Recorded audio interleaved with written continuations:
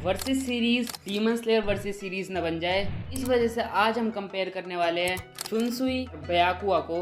और आज हम इन दोनों को 3 डिफरेंट पॉइंट्स पे कंपेयर करेंगे। पहला पॉइंट है रियात्सु एंड फिजिकल एबिलिटीज, दूसरा पॉइंट है शिकाई एंड आखिरी पॉइंट है बांकाई। अपना पहला पॉइंट स्टार्ट करते हैं और बात करते हैं बयाकुआ के बारे में। बयाकुआ के पास एक अच्छी खासी रिफ्लेक्सेस है और वो शुनपो टेक्निक को भी यूज कर सकता है, जिस वजह से उसके पास एक इमेंस स्पीड आ जाती है। इसी के साथ वो बहुत अच्छा स्वॉर्ड्समैन भी है। और अब बात करते हैं शुनसुई के बारे में। शुनसुई बहुत ज्यादा क्लोज कॉम्बैट फाइट को लाइक करता है, जिस वजह से उसके पास एक अच्छी खासी स्ट्रेंथ भी है। लेकिन मुझे लगता है जो उसकी सबसे बड़ी फिजिकल एबिलिटी है वो है उसकी ड्यूरेबिलिटी, कि वो चीज़ उसको अपनी बांकाई में भी चाहिए। तो शुनसुई के लिए ड्यूरेबिलिटी बहुत ज़्यादा ज़रूरी है। और अगर मैं बात करूँ रियात्सु के मामले में, तो मुझे इधर लगता है कि शुनसुई आगे है बयाकुआ से, क्योंकि हम देखते हैं कि जब यामामोटो अपनी शिकायत रिलीज करता है तो उधर शुनसुई उससे अच्छा खासा स्टैंड कर पा रहा था। लेकिन हम देखते हैं कि यामामोटो जब अपनी बांकाई रिलीज करता है all the captains were frightened by it, लेकिन उधर भी हम देखते हैं कि शुनसुई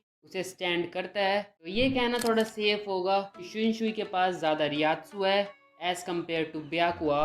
लेकिन अगर हम बात करें अपने सेकंड पॉइंट के बारे में जो कि है शिकाई, तो इधर बहुत ज़्यादा सिनेरियोज हैं किस तरीके से शुनसुई अपनी शिकाई को यूज़ कर सकता है इफेक्टिवली, कि जो भी उसकी शिकाई की टेक्निक्स हैं वो उसे किस तरीके से यूज़ करेगा वो इस फाइट का रिजल्ट बता सकती हैं। क्योंकि बयाकुआ की जो शिकाई है वो उसे ऑफेंसिव भी यूज़ कर सकता है और डिफेंसिव भी। तो it's all up to Shunsui and his shikai. और अगर मुझे कुछ टेक्निक्स बतानी हो जो कि उधर काम आ सकती हैं, वो होगी जो कि होगी इरोनी। अगर शुनसुई ने इरोनी इफेक्टिवली यूज़ कर दी तो उसको एक अच्छा खासा अपर हैंड मिल सकता है। और अगर मैं डिफेंस के लिए बात करूँ तो वो होगी कागे ओनी, वो उसको हेल्प करेगी बयाकुआ के शिकाई से बचने के लिए।